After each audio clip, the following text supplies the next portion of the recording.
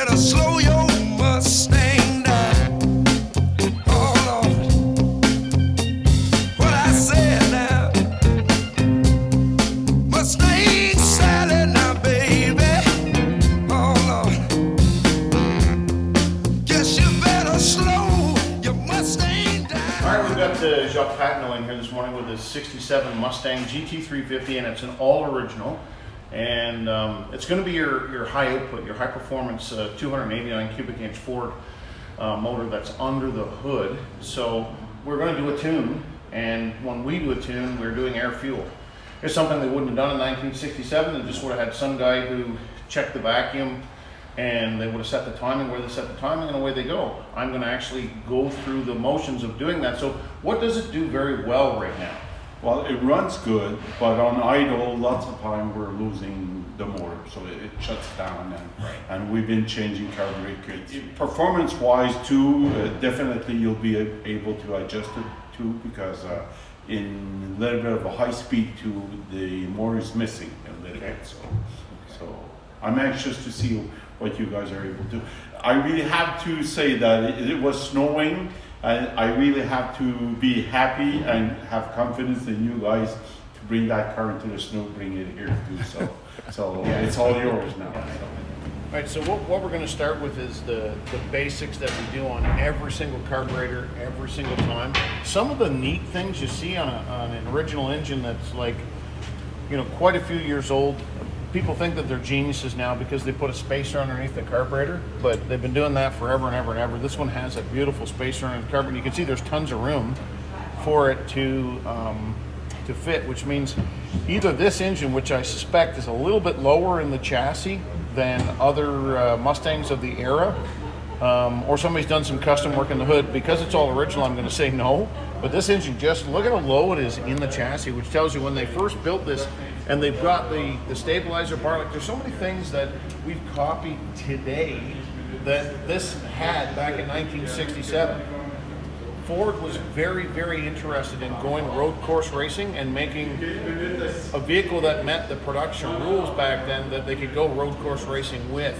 So this met all the rules, but yet it was extremely fast for the day, and we should be able to make it run, you know, still very nicely today. So that's what I'm going to start with is the basics. I'm seeing a couple of things as soon as I open the hood that I don't like, and either I don't understand them, which I doubt because I do about 200 carburetors a year, or somebody's just been trying to compensate by adding some things without actually doing the tune. So that's what we're going to start with, is pulling this off and just seeing where we are. I'm going to document where we are, and then I'm going to make some base adjustments, and I'm going to put a sniffer in the tailpipe, and we'll start from there.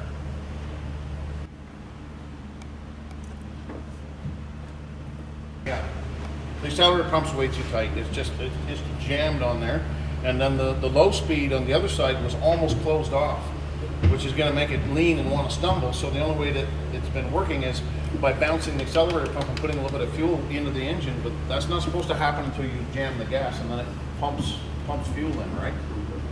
Usually this is going to affect low speed more than anything else. So I'm just going to check and see where this one is, see if they were even. Half. Yeah, so they were set even on the bottom, and they weren't set badly, but just really lean. So we're going to start with some basics of putting them just normal. Half. 1 1/8. Okay, so we're at half 1 1/8 on that. Basically, you want to have, the spec is 17 thousandths of an inch between the bottom of this and this. It's set tight, like it's set super tight, so it's always on. So anytime the engine jiggles, this just pumps fuel directly into the motor. There's a little diaphragm down here, and anytime this jiggles like this, it's just going to pump fuel directly in, which is going to make it super rich. So what do you do to combat that? You just take your low speeds and lean them out. So these are your low speeds here on both sides, the little screw here. And so I've richened those up. I'm going to take this off and just put this set to spec. I don't want to go too far and then come back. There. See how it's got some looseness to it now? So I'm gonna come back, because now we got at least a little bit of play in here, so it's not bouncing on it all the time. Now I'm going to come back and just back it off a little bit, so that we got a little, so it has access to it. Okay, now we can check this. Can you activate the choke wide open? That's closed. No, that's open, but it didn't go open all the way. Okay, well, when I'm pulling, Yeah. it's supposed to be opening. Yeah, no, it's opposite, and it won't open all, like it's still closed. That's all the way closed, so that's like for cold start, and then go the other way. Like it doesn't open. So I'm gonna have to adjust that so it actually opens. It's still partially closed.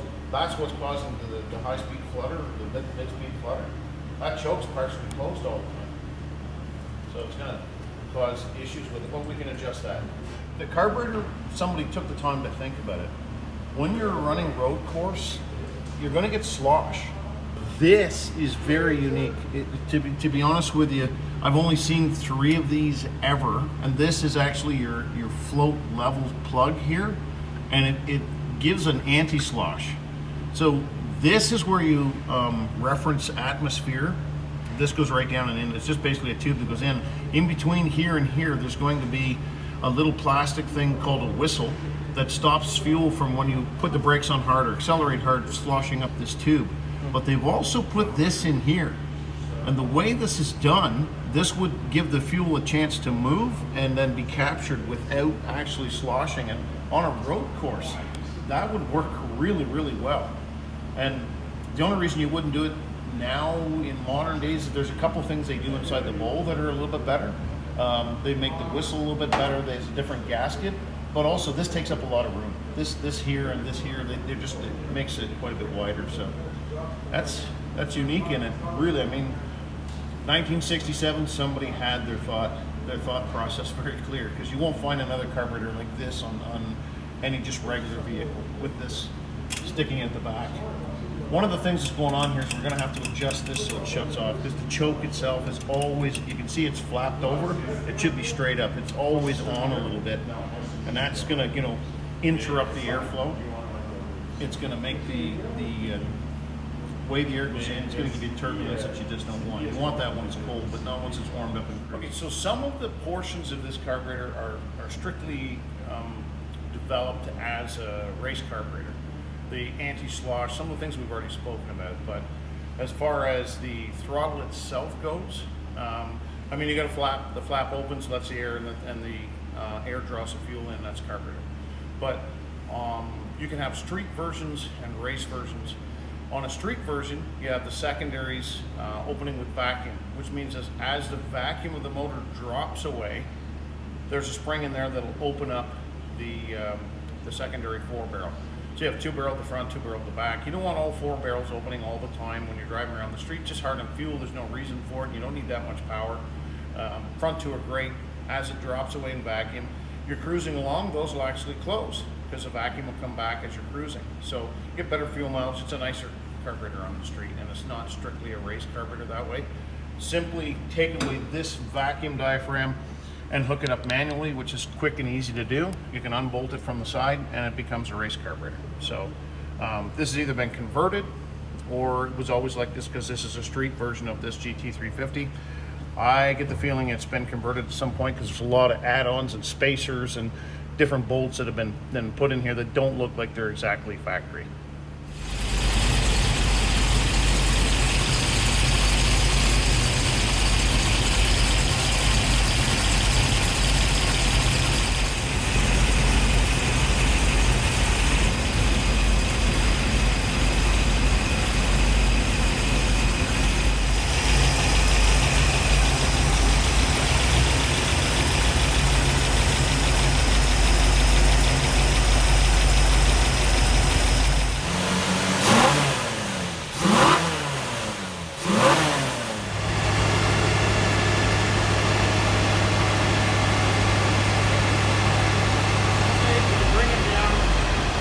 Just let it go down. We shouldn't even be able to see. It should be dead. It shouldn't even really read. Okay.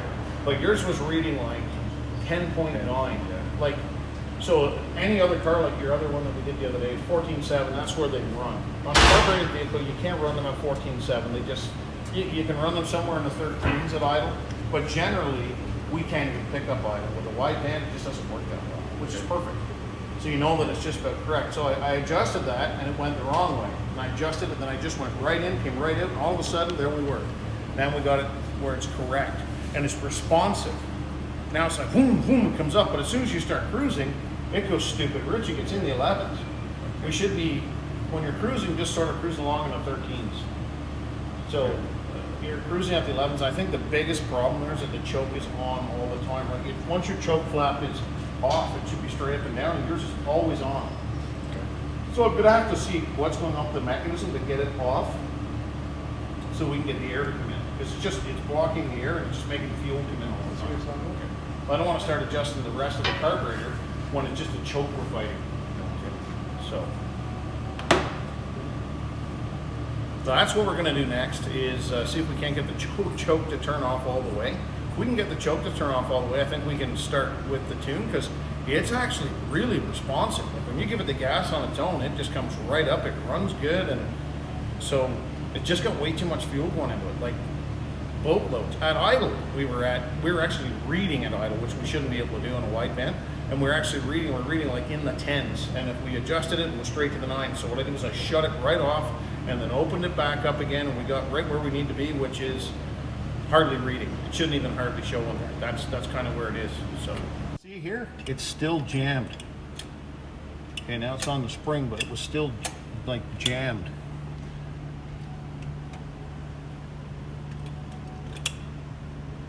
I've just got to adjust the throw so it goes further.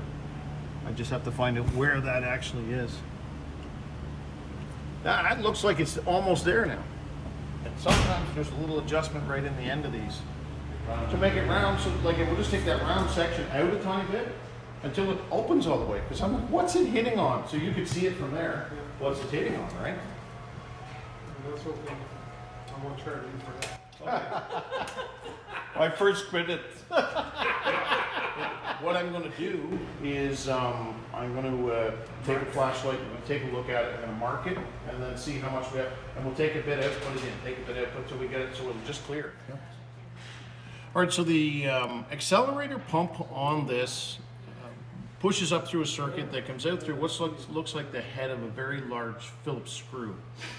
Normally these are up and out of the way. This one's right in the way of the choke flap. So choke flap will not open the whole way, and this thing is just rich from end to end to end. No matter what you do, this carburetor's rich. And I may still have to take some jet out of it or put a different power valve and that kind of thing with it. But I want to start by fixing the main problem, which is the choke doesn't shut off ever because the flap can't close. It's supposed to be able to open up so the air can come through. The flap can't close, so what it does is it's actually forcing the accelerator pump to draw air through, and is creating turbulence and just getting fuel all the time. I mean, somebody's already gone through and put carburetor kits in this and done all this, but the main thing here is that the choke doesn't shut off. So what I'm going to do is I'm going to mark where it doesn't shut off, and I'm going to take a small portion of the choke and just remove that so that it can shut off, so it can go all the way open. So that's what we're going to do next. Okay. There we go. Now we can pull this out. We can put this in and then reassemble.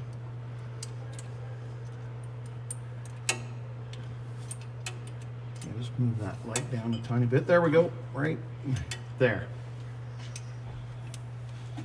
Now,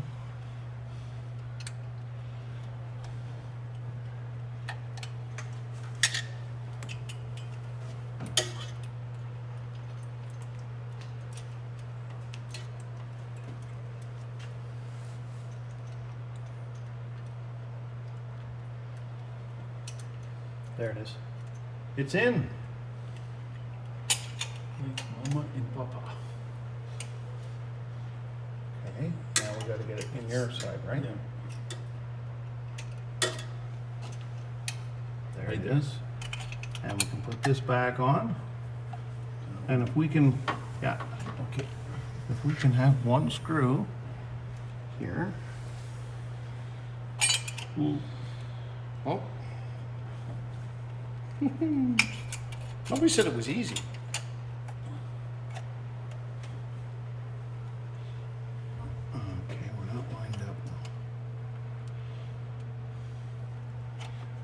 Might push too far. Yeah.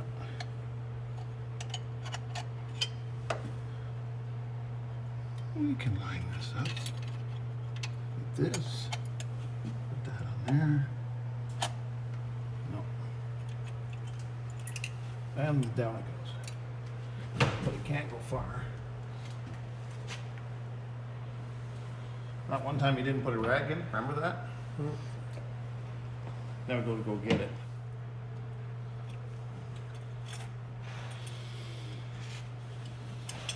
That's easier to take out too. So can we? I might have a while.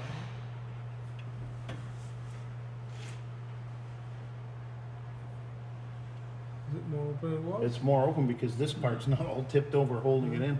And the only other way we can do it now, you know where that scratch mark was? Yeah, and that closes all the way that way, and this opens up as much as you can get it open because it's not all bent over trying to hold the thing now. Probably sufficient, right? Yep, I can adjust the carburetor from there.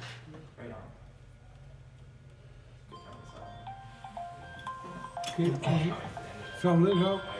See? Push. Push.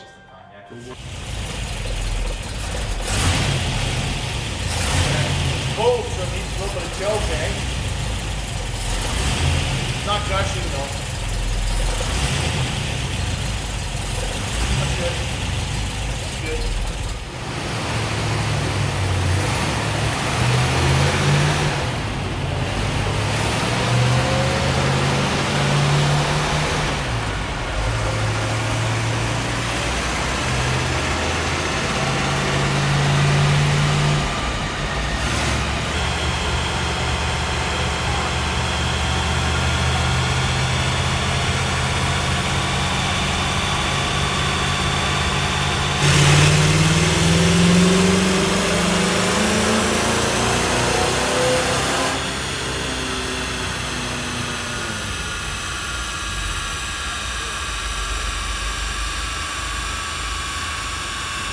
From this to this, you did awesome. So it's 2 point, this thing is geared to the moon. This thing must cruise at no RPM at all. Look at the gearing, 2.9. It's way taller gearing than your Mustang. Okay, perfect. Perfect, now we got our data. We gotta take this car. Yep. All I care about is getting our air fuel, which I think when I saw, oh yeah. When I saw it, it was good. This will clean up your spark plugs beautifully. But down here, it's a bit lean. So what I'm going to do is I'm going to richen this area just a little bit. This area is already good.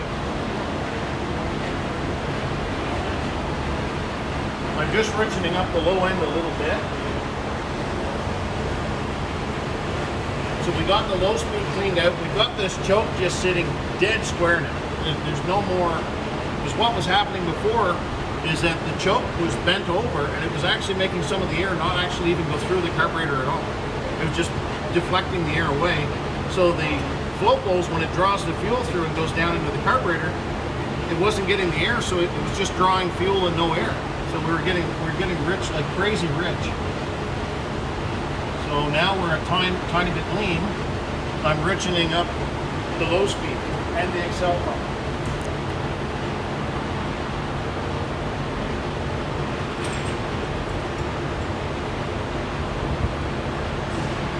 So here's the way this works.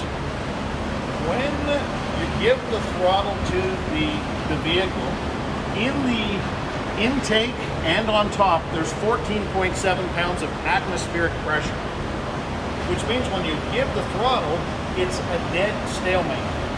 Until you start to rev up, there's no air going into the carburetor and there's no air going into the motor at any speed.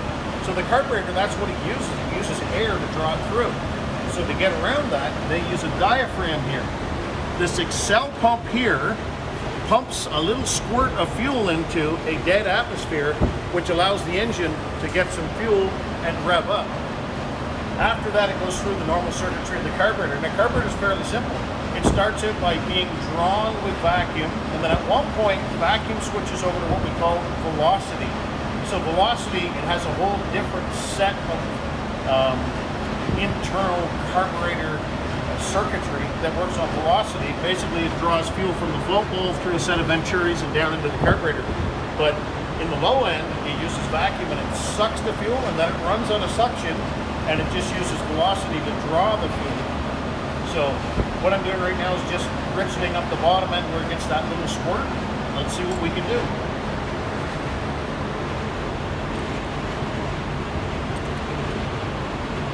So they had this adjusted way too much when it first came in, and it was so rich, it was just, and I backed it way off because I wanted to feel, there we go, that's better. I wanted to feel that it had a bit of slack in it, but I backed it way off so that we wouldn't have all that richness. Now I've just enriched it up a little bit. We'll try it again.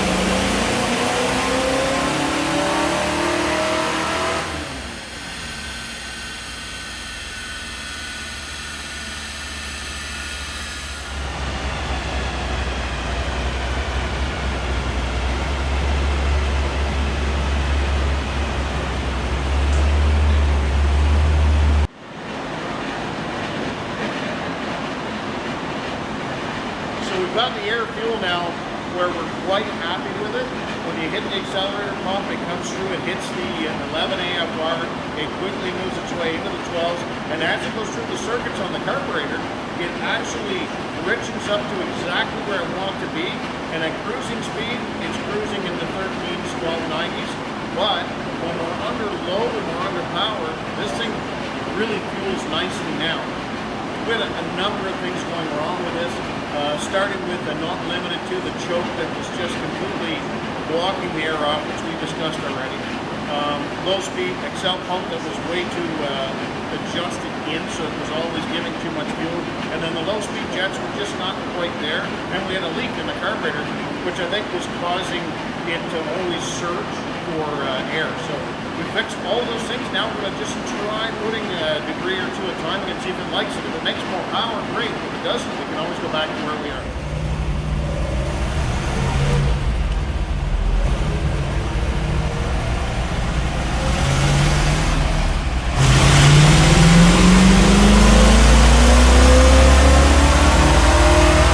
It sounded aggressive, so I got to find out if it was aggressive or not. It sounded super aggressive. Just got to get the speed down to nothing here.